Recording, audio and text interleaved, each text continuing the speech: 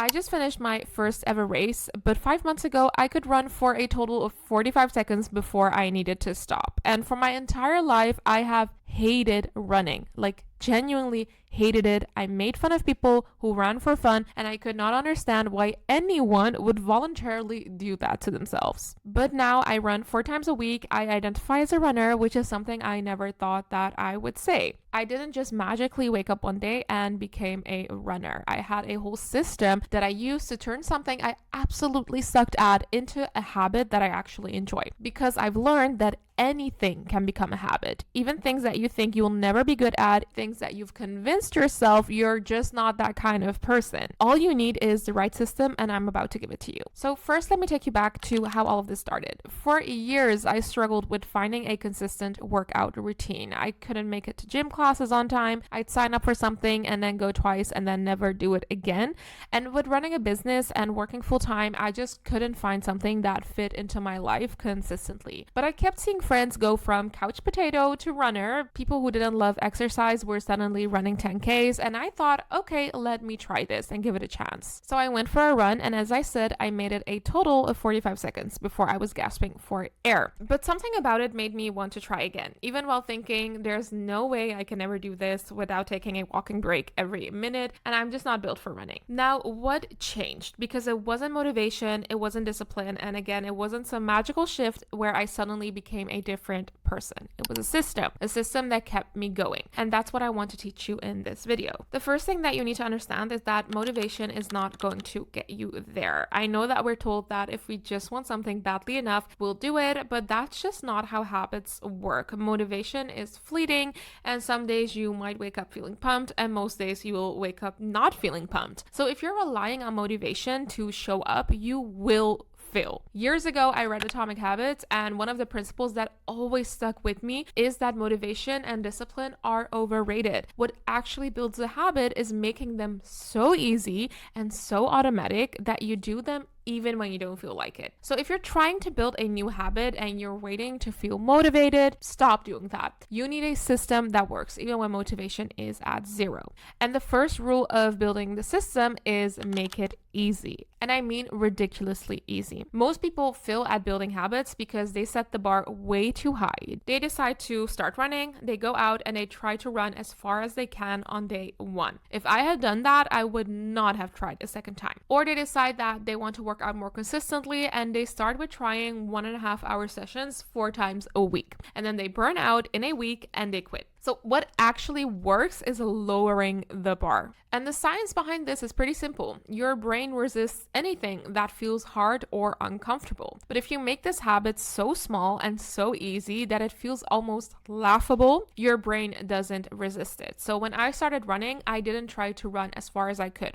I did 1 minute of running and then 2 minutes of walking for a total of 20 minutes. So I would do a 1-minute run, and that's all I needed to hit. If I had 1 minute of running and I could do that a few times in those 20 minutes, then I was good. And then I increased it in tiny increments. So 1 minute and 30 seconds of running, then 2 minutes of running, then 2.5. It was really slow, but it worked because every time I went out, I could actually do it. I'm not saying that I wasn't struggling, but I wasn't failing. I wasn't gasping for air and hating myself. I was just doing 1 minute, and that was doable. So whatever habit you're trying to build, make it so easy that you cannot fail. We need to make it a positive experience. And if you set yourself up for failing, then you won't have that. So if you want to start working out, do not commit to an hour, commit to 10 minutes. You want to eat healthier, do not overhaul your entire diet and expect you're magically going to stick to it. Just commit to adding veggies to 1 meal a day. And if you want to start reading, don't commit to a chapter, commit to 1 page. The goal in the beginning stages of building a habit is to just show up, to train that consistency muscle.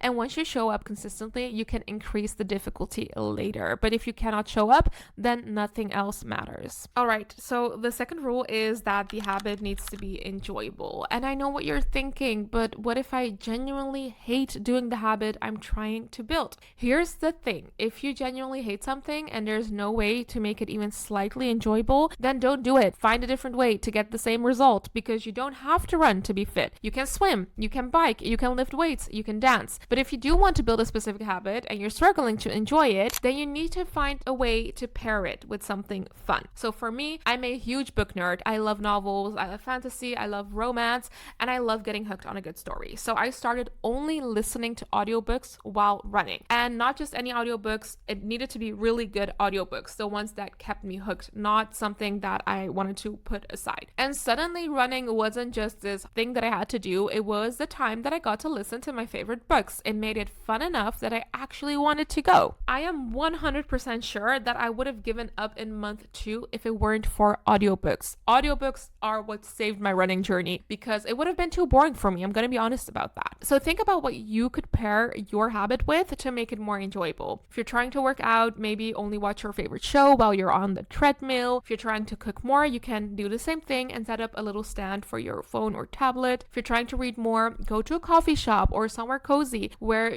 being there feels nice so that reading becomes part of an experience that you actually enjoy. The point is, don't rely on willpower to push you through something that you do not like, because willpower alone will not be enough. You need to find a way to make it enjoyable, or you need to find a different habit. All right, the next rule is to track your progress. And I do not mean in a boring spreadsheet kind of way. I mean in a way that gives you a little dopamine hit every time that you do it. So the science behind this is that your brain loves progress. It loves seeing that you're improving. And when you track your habit, when you can literally see yourself getting better at something, it motivates you to keep going. So for me, that was having a running app on my phone that tracked my pace and my distance. And on days when I didn't feel like running, I would look at that progress and see that my pace was getting faster and that I could run for longer and was improving. And that gave me the push that I needed to go. So find a way to track your habit in a way that feels rewarding. The simplest way would be a habit tracker, which is literally just a calendar where you mark off every day that you do the thing. You can buy one and hang it on your fridge. There's also many habit tracking apps that you can download for free on your phone. And the goal here is to build a streak, because once you see that streak growing, you don't want to break it. And if your habit has measurable progress, like running, lifting weights, saving money, track the actual numbers. Watch the weight you lift go up, watch your saving accounts grow. Make it visual, make it something that you can see, because the visual progress is what keeps you going when motivation runs out. Now let's talk about what to do on the days when you just don't want to show up, because those days will happen. There will be days when the idea of doing your habit feels impossible. So for me with running, it's usually during the luteal phase of my cycle. My energy is low, my body feels heavier, I just don't want to go.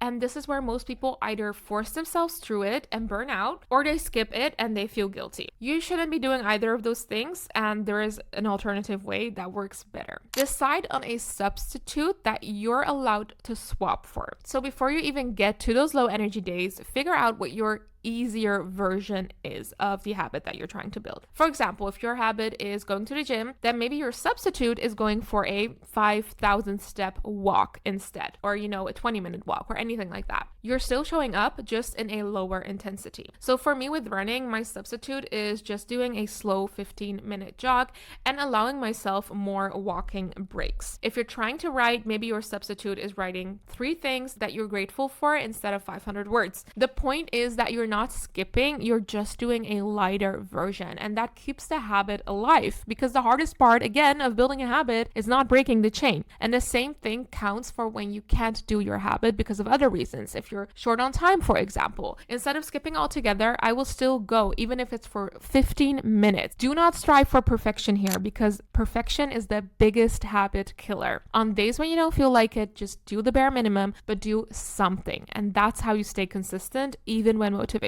is at 0. All right, last thing, and this is really important, the chain will inevitably break. Even if you do the whole substitute thing, there will be points in your journey where you're going to fall off track, and that's just reality. I haven't been perfectly consistent either. There have been weeks where I didn't run at all, or I didn't run for 2 weeks, and this is the moment when most people completely give up because they miss a few days and they think, I've already ruined it. What is the point? And they stop entirely. What I need you to understand is that falling off track does not mean that you failed. And the difference between people who build lasting habits and people who don't is not that they never miss a day, it's that they get back on track after they miss, even for a prolonged period. I think a very relatable example is people who try to eat healthier. When I have one day where, I had a whole bag of chips and I'm like, you know what? It doesn't even matter anymore. For the rest of the day, I can eat whatever I want. If you had like a bad week where you had a lot of social events, you just feel that like you completely ruined your whole eating healthy journey, and then you just stop doing it. You just go back to your old ways. And that's the danger. Instead, I want you to give yourself grace. If you fall off, don't beat yourself up, don't spiral, just get back on. Even if it's been a week, even if it's been a month, even if it's been 6 months, just start again, because the habit isn't ruined just because you took a break, and you're not starting from scratch anymore. You've already done part of the habit building, so it's easier to continue that if you allow yourself to pick up where you left off. Here's what I want to leave you with. If there's anything that you've been wanting to do, but you've convinced yourself that you're just not that kind of person, whether that's building a consistent workout routine, starting to invest, building a business, whatever it is, you can be that person. And honestly, this applies to way more than just habits. If you feel like you're behind in life in general, whether that's with money, career, or just figuring things out, I actually made a video breaking down why you're probably not behind and what to do to move forward in the way that you want. I have linked it right here. And if this was helpful, I would love it if you subscribed, because I make content on building habits, money, and getting your life together in general. And subscribing allows me to keep doing that. Wishing you a great day. See you in the next video.